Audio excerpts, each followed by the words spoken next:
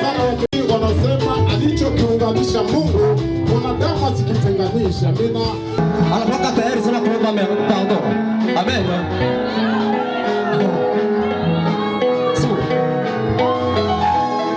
Dabla dile sikia bien.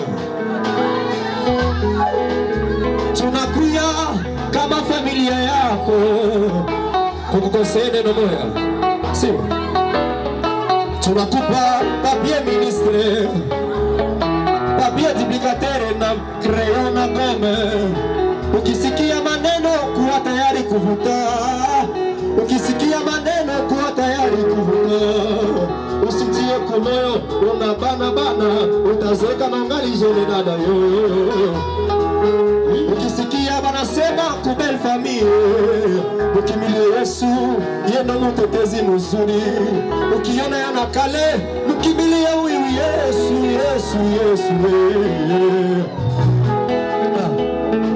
Leo tunakuacha mikono ya Kalvari.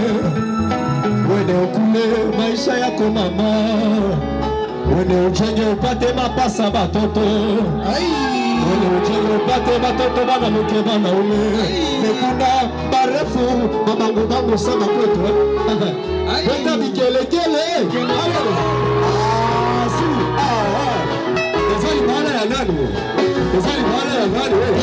Ezali maana ya nani? Maana ya nani? Abali nani? Abali nani? Abali nani? Abali nani? Ezali maana ya nani? Wapi vikelekele? Fanya kelele. Asema mtumana fanya.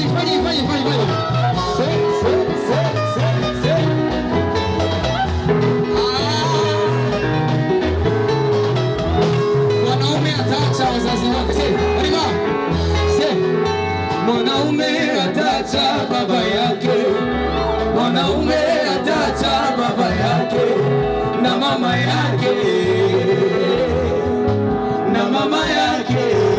mwanamke atacha mwanamke atacha baba yake, mwanamke atacha baba yake na mama yake,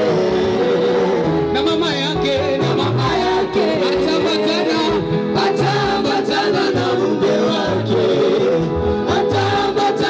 mke wake, nao watakuwa mwili mmoja,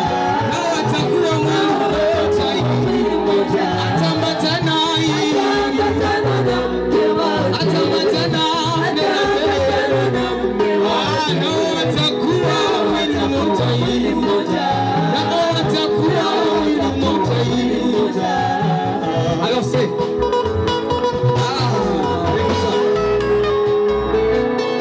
siasikia kelele. Uliwaona warembo wengi, la huyu mke wako amewazidi. Nitemba na mkutano mzima uliwaona warembo wengi, la huyu mke wako amewazidi. Aniko naongea na Frera Ndera. Uliwaona warembo wengi, huyu amewazidiwa. Yoka mienda blani. Uliwaona mabogare wengi, huyu mume wako amewazidiwa. Hivi ndio liko wanaangaliana pia. Uliwaona warembo wengi, huyu peke yake amewazidiwa. Uliwaona mabogare wengi, huyu peke yake amewazidiwa. Wawili wakae kwa umoja, washirikiane kwa pamoja. Hawa wawili wakae washirikiane kwa pamoja. Wawili wakae washirikiane kwa pamoja. Wawili wakae washirikiane kwa pamoja. Ndani ya shida, ndani ya raha, wakae kwa umoja. Vikishindikana tumpeleke Mungu.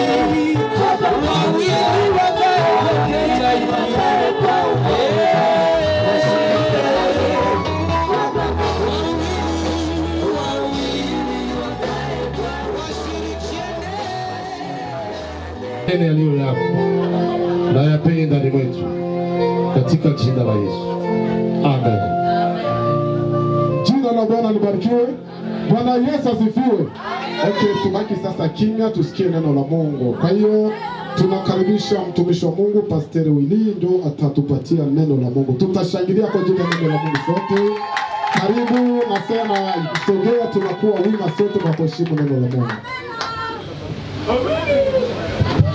Amen. Bwana Yesu asifiwe sana. Amen.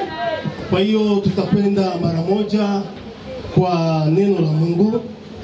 Tutakwenda kusoma neno la Mungu katika kitabu cha Mwanzo sura yake ya 2 mstari wake wa 18. Nitasi mtu mmoja, Reverend Pastor Denis atasomea pale Mwanzo sura 2 mstari wake wa 18. Karibu. Tunasoma kitabu cha Mwanzo sura yake ya 2 na mstari wake wa 18.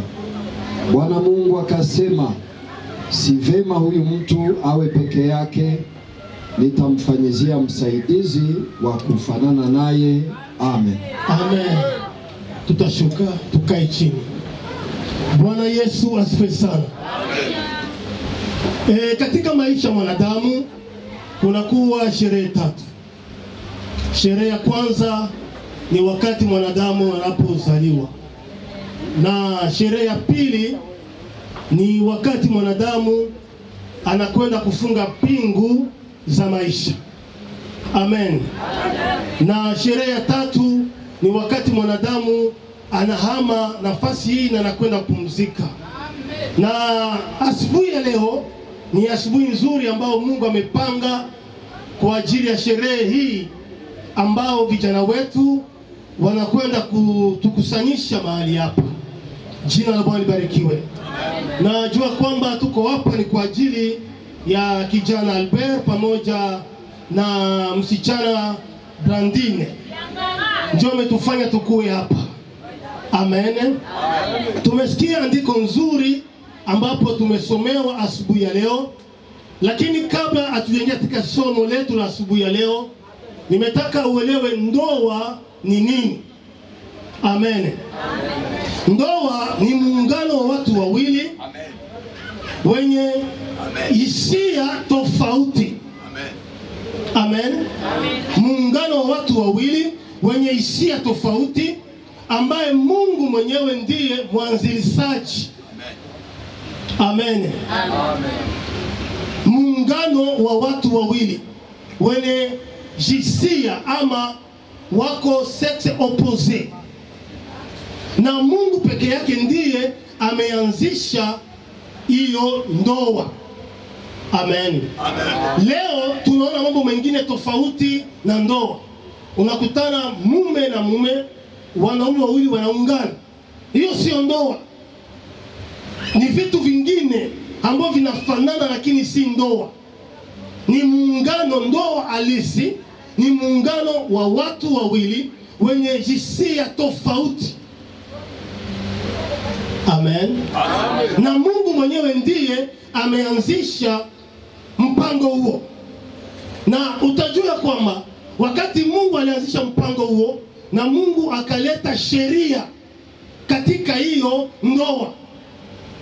Na ndio maana asubuhi ya leo ninapomuona ndugu Albert na muona na binti Blandine, siongei tu kwa ajili yao, lakini naongea pia kuna wale ambao tayari wameingia ndani ya ndoa na kuna wale ambao wanaandaliwa kuingia baadaye.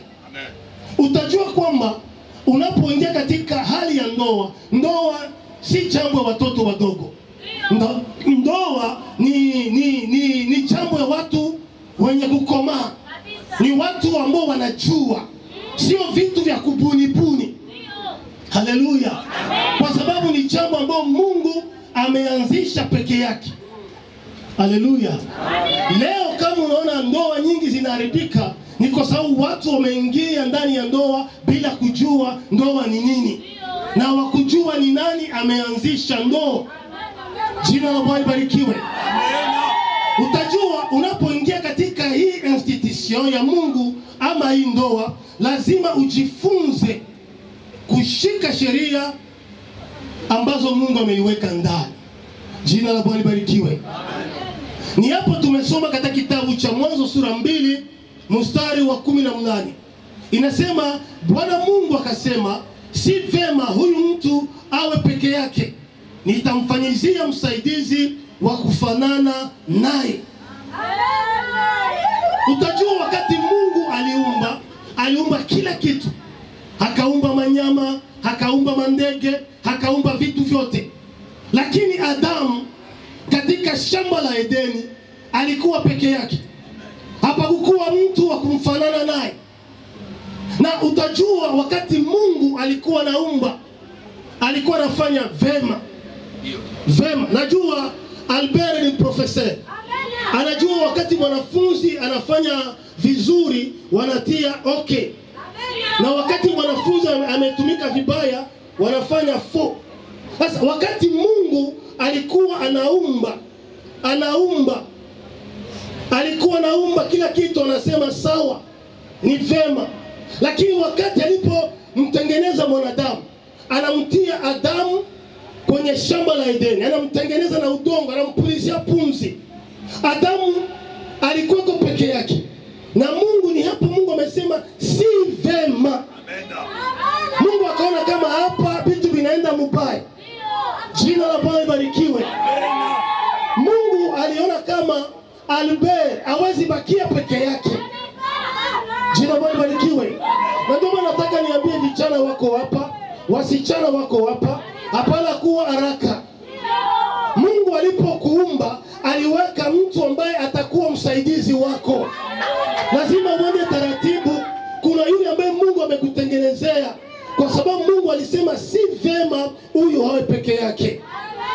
Ukisoma 12:1 Biblia inasema Bwana Mungu akamletea Adamu usingizi mzito, naye akamlalisha, kisha akatoa ubavu wake mmoja, akafunika nyama mahali pake. Jina la Bwana libarikiwe. Mungu alipoona si vema, akamletea Adamu usingizi mzito, na Mungu akakamata ubavu mmoja. Ubavu. Haleluya. Alikamata ubavu mmoja, na ile ubavu Mungu akaitengeneza. Jina la Bwana libarikiwe. Nataka uelewe ya kwamba kwa nini mwanadamu ana mifupa ya kichwa, mifupa ya miguu, mifupa ya mgongo, lakini Mungu alikamata mfupa moja ya ubavu. Haleluya. Utajua kwamba ukitembea hata katika dunia hii, iko vigumu sana ukute mwanadamu iko na cicatrice hapa. Ni vigumu kutane mtu wamemshona hapa ama amevunjika hapa haraka cicatrice. Kwa sababu mahali hapa Mungu alitosha mfupa hapa ya Adamu, kwa sababu jambo la kwanza ni hapa kunakuwa moyo. Mwanadamu na mwanamke Albert unatakiwa kumpenda sana Blandine. Ndio maana Mungu amemtosha pale kwenye ubavu wako. Haleluya. Unatakiwa kumpenda. Na utajua kwamba umeona mabinti tofauti. Lakini wakati ulimuona Blandine, ukaona hapa nimefika. Na utajua kwamba umefanya shua ya mzuri. Jina la Bwana libarikiwe. Unatakiwa kumpenda. Jina la Bwana libarikiwe. Jambo la pili, mfupa kutoka hapa kwenye ubavu ni kwa sababu huyu mwanadamu ama huyu mwanamke awe protege, alindwe. Haleluya. Utajua kwamba Albert unatakiwa kumlinda Blandine. Jina la Bwana libarikiwe. Baada ya kumpenda unatakiwa kumlinda. Leo ndoa nyingi zimeharibika kwa sababu watu waliingia katika institution bila kujua. Baada ya kuoa, macho yake inaanza angalia pembeni. Baada ya kuoa, ana wakati tena ya kulinda kile ambacho Mungu amekitosha kwenye mwili wake. Biblia inasema kwamba Adamu wakati alitoka kwenye ile usingizi mzito, Mungu alipomwamsha, ni hapo ndilikuwa mwanzo ya anestesi duniani. kwa sababu ile ilikuwa ni usingizi ya fofofo. Waingereza wanasema deep sleep, maana ni usingizi wa ndani. Na wakati Adamu alipotoka kwenye usingizi, akaona pembeni yake mtu.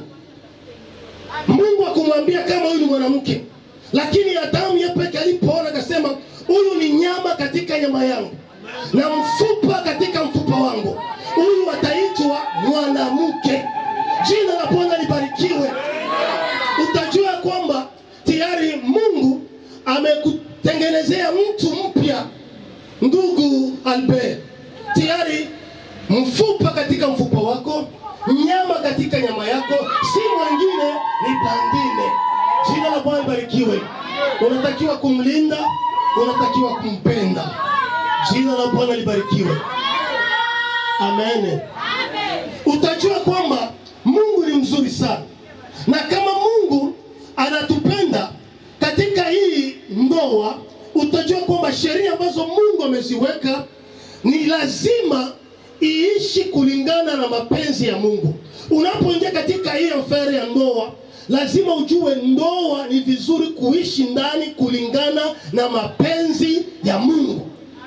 Kama unafanya ndoa na unaingia ndani ya ndoa haujui kuishi kulingana na mapenzi ya Mungu, hiyo ndoa inaharibika. Lazima wote wawili, warafiki wasikupeleke ovyo, warafiki wa bwana, warafiki wa bibi, marafiki. Lazima unapoingia katika ndoa ujue kwamba msingi mzito ni neno la Mungu, kwenda sawa sawa na mapenzi ya Mungu. Jina la Bwana libarikiwe. Na tutajua jambo la pili, ndoa ni ahadi isiyoweza kuvunjika. Na ndio maana nimesema ni vitu vya watu wakubwa, sio vitu vya baba na sukuma au mama na sukuma. Haleluya. Wakati unapoingia katika habari za ndoa, ni kupeana ahadi isiyoweza kuvunjika, ambayo hakuna kitu kinachoweza ukibomoa isipokuwa mmoja wa wanandoa anatoweka. Na ndio nimekuambia kwamba ni kitu kikubwa. Wengi wameingia hawakujua ndoa ni nini. Na wakati unaingia katika habari za ndoa, hakuna mtu anaweza ukibomoa. Baba, mama, rafiki, ndugu, wewe peke huwezi ukibomoa. Jina la Bwana libarikiwe. Na wakati ukielewa hii, utakuwa umemaliza na utakuwa umefanya jambo ya muhimu. Tusomee tena Marko sura 15. Au soma 17 hadi 8. Marko sura 10 mstari wa 7. Marko sura 10 mstari wa 7. Na utaruka 9. Tunaruka 9. Anza 7 unaruka 9. Tunasoma kitabu cha Marko sura 10 mstari wa 7 na kuruka, tunasoma aya yake pia ya 9. Yeah. Biblia inasema, kwa sababu hiyo mtu atamwacha babaye na mamaye, ataambatana na mkewe. Tunaruka, tunaenda mstari wa 9. Maandiko ya Mungu inasema, basi alichounganisha Mungu mwanadamu asikitenganishe. Amen. Amen. Jina la Bwana libarikiwe. Nimetangulia kusema kwamba ndoa ni ahadi isiyoweza kuvunjika, ambao hakuna mtu au kitu kinaweza kuibomoa. Amen. Usiseme leo Albert pamoja na binti Blandine, wakati mnaunganishwa hivi leo, elewa ya kwamba hakuna mtu ana uwezo wa kuweza kuibomoa. Amen. Awe rafiki, awe kolege yako, awe baba, awe mama, awe binti mwingine, awe kijana mwingine, manake ndoa hakuna kubomoa. Aliyekiunganisha Mungu, mwanadamu hasikitenganishi. Jina Bwana libarikiwe. Leo kunakuwa aibu sana. Watu wameunganishwa, baada ya miezi 6, miezi 5, watu wanakwenda tena kwa serikali kubomoa vitu. Ni aibu. Amen. Ni mambo ya aibu sana. Mtu ameunganishwa kanisani, baada ya miezi, baada ya mwaka moja, unasikia binti anasema simpendi tena. Bwana anasema simtaki tena. Utajua kwamba aliyewaunganisha Mungu, mwanadamu hasikitenganishe. Jina Bwana libarikiwe. Na hapa mara nyingi sana watu wanaelewa vibaya. Wanafikiri andiko hili mwanadamu asiwatenganishe, wanafikiri ni mamukwe, ni maina, ni shengazi. Mwanadamu wa kwanza ni Albert. Mwanadamu wa kwanza ni Brandi. Amen. Wewe peke ule alabaz, ujue kwamba nimeingia mwamfere gani. Haleluya. Ukijua kama mimi ndio nimeenda kumchumbia binti huyu, na Brandi ukijua mimi ndio nimempenda Albert, usifungue milango ingine. Usifungue milango ingine ya shetani. Oh, mama alisema, oh baba alisema, oh Demaye alisema, oh shangazi alisema. Hapana. Amen. Ndoa ni affaire ya watu wakubwa. Ukiingia unaingia. Kenye kinatenganisha ni kifo. Na nataka uelewe kitu kingine tena, wanandoa mko hapa. Akiingi kwenye ndoa kwenda kupima ese kuonja, binakuwaka aye napima bikinishinda na biacha. Hakuna jepima. Amen. Ni habari unapoingia katika ndoa unaingia, kwa maana Mungu yeye peke ndiye anaianzisha. Akasema si vema huyu hawe peke yake, si vema.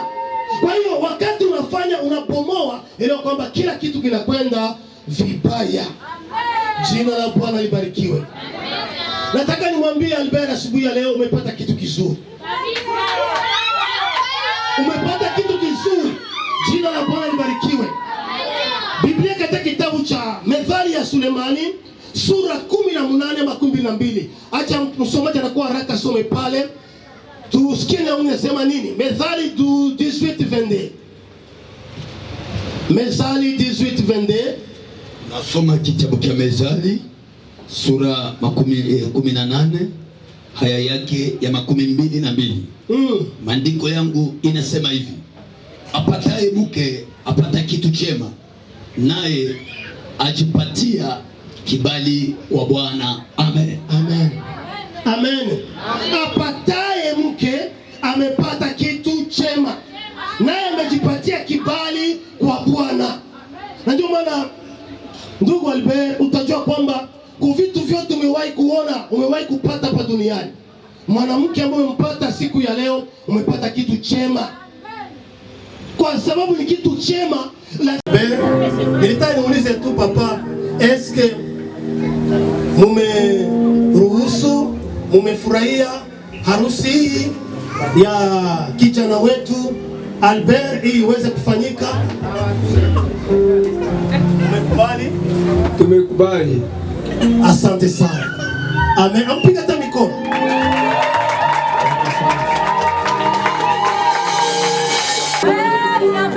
Marene msaidie, mnyooshe mkono.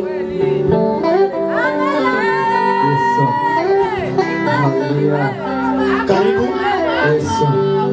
Ninaapa mbele za Mungu, mbele ya representante ya Mungu, mbele ya kanisa na Wakristo wote, mbele ya belle famille, mbele ya familia yangu, kama nitampenda Blandine, nitamulinda, nitamtunza na nitamfanya femme de valeur mpaka siku yangu ya mwisho kuishi katika dunia.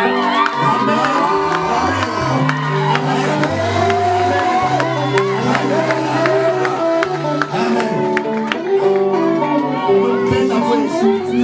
Mungu akubariki sana.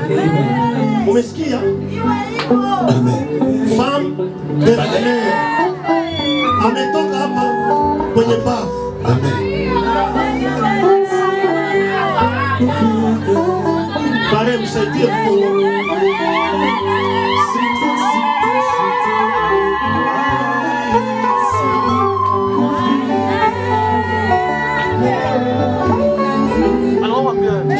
Tusikie Anamwambia toke hapa, yuko anaambia Simba, mbona mwenzako aniambia hivi? Dada sauti. Najua ni mapartini sisere. Mungu. Ndio mama. Mbele ya watumishi wa Mungu. Mbele ya wazazi wangu na wazazi wake. Mbele ya Wakristo wote. Nitamtii, nitamheshimu. Karibu. kwa ajili kama huu. Nimeacha kuona kama Mungu wa ajabu. Wewe ni Mungu wetu, msaada wa karibu katika jina la Yesu Kristo. Wewe ni Baba, wewe ni msaada wa karibu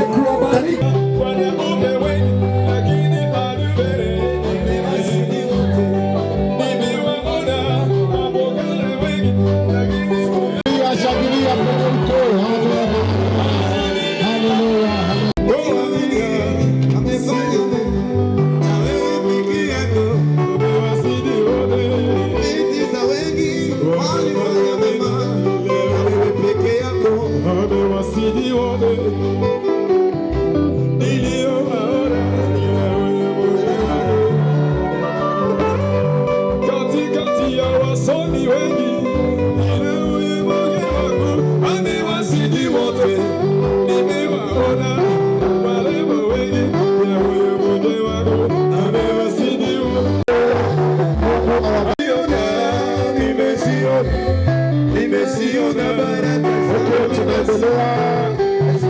kanisa la Siloe nalo Viva Yesu, Yesu wangu, amenipa amani ya moyo wangu. Mtu mmoja alete makofi na vigelegele. Shangilia zaidi ya pale. Amen. Leta makofi zaidi ya pale. Sijaona na shangilia bado, shangilia. Amen. Amen. Amen. Tunayo moyo asante na shukurani kuwa mbele zenu. Sisi ni kanisa la Siloamu, na sisi ambapo mnatuona hapa tuko wajumbe, tumekuja kuwakilisha mchungaji amezuilika kadogo. Tukaona basi tuje tushindikize mtoto wetu, nasi tumefurahia baraka zote za rohoni. Kwa tamasha kama hii, sisi tunasema kwetu ni baraka kubwa sana. Ndio maana tukaona ya kwamba binti wetu Blandine alitumika kwa huduma za uimbaji na kukosa kanisa, na alitumika kwa huduma mbalimbali, hata kwa changizo kanisani alitoa sana. Juku kwa wadada wamependaki kutoa, lakini alitoa sana. Mtume na msongeo ataenda piga yeye bwana yake, tusimtume na mpanga ataenda piga yeye bwana yake.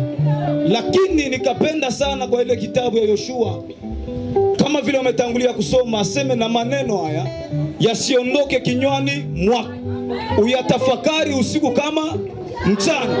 Na mwanakupatia neno anakupatia mamlaka, mwanakupatia neno anakupatia ushindi, mwanakupatia neno anakupatia kujenga, mwanakupatia neno anakupatia uwezo.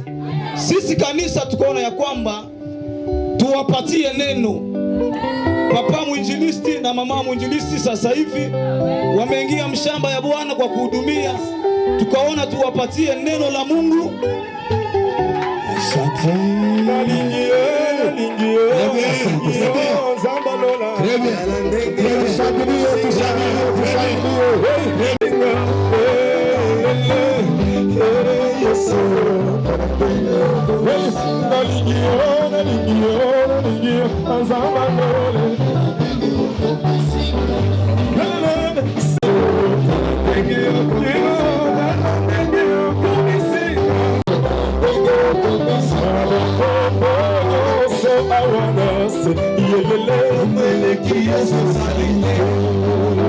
Utendaji kazi ambayo itafanya, naamini mbingu hazitaacha kila mmoja lenyosha mkono wake kwa leo kubariki kazi zake na hatua zake, kwa jina la Yesu Kristo aliye tunaomba, amen. Amen. Ibada yetu, kwa hiyo tunasema Mungu awabariki nyinyi nyote ambao mmekuwa hapa. Mungu awabariki. Mungu awabariki watumishi wa Mungu ambao wamekuja kufanya huduma hii. Tunasema acha Mungu awabariki sana. Amen. Mungu awabariki ndoa yetu ambao umetuunganisha hapa kwa siku ya leo. Leo tunasema Mungu awabariki sana. Na Mungu awabariki wazazi wetu ambaye wametupatia watoto. Tunasema Mungu awabariki sana. Bila kusahau wamizisia wetu, waimbaji wetu, Mungu awabariki. Na wambo wamekuwa parafiki, ndugu, tunasema Mungu awabariki sana. Amen. Kwa hiyo kisha hapa ndoa yetu inatoka, wanaenda karibu ya neema, pendo, shirika, uongozi wa Mtakatifu matendo pamoja nasi, kwa jina la Yesu. Amen. Basi Basi karibu waimbaji wetu, na hapa tunafungua nyimbo. Tokata te tokokende.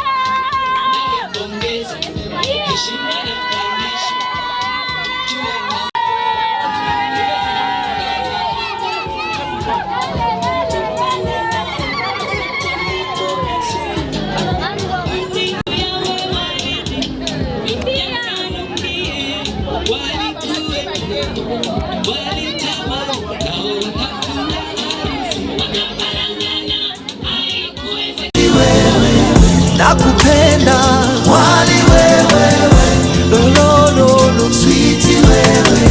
Nakupenda wali wewe, lolo sweetie wewe. Nakupenda wewe, nakupenda wewe.